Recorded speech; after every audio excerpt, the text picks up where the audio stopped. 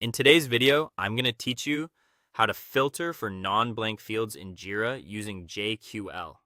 If you're trying to clean up your issue boards, audit data quality, or quickly find tickets that actually contain important information like assignees, fix versions, or custom field values.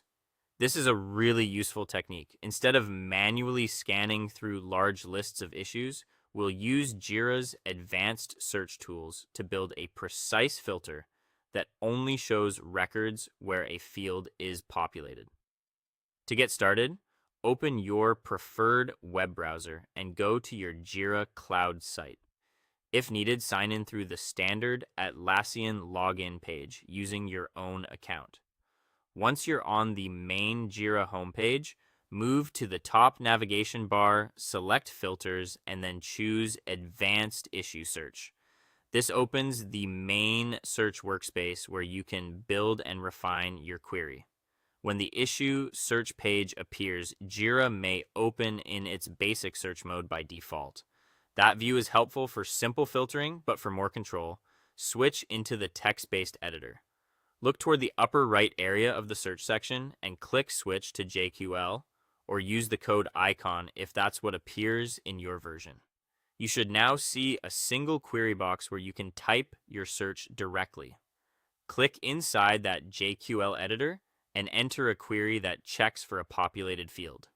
For example, you can type project equals your project key and assignee is not empty. This tells Jira to search within a specific project and only return issues where the assignee field contains a value.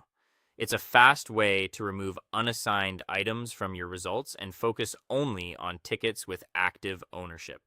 If you prefer database-style terminology, Jira also supports an alternative operator. In the same query bar, you can use project equals your project key and description is not null. In practice, this works as an equivalent check for non-blank values, and it's especially familiar if you've worked with SQL before. After entering the query, run it and review the returned issues. Once you're happy with the results, save the filter so you can reuse it later.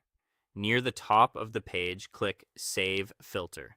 In the filter name field, enter a clear title that describes what the filter does, such as active backlog, validated assignees only, and then click Save.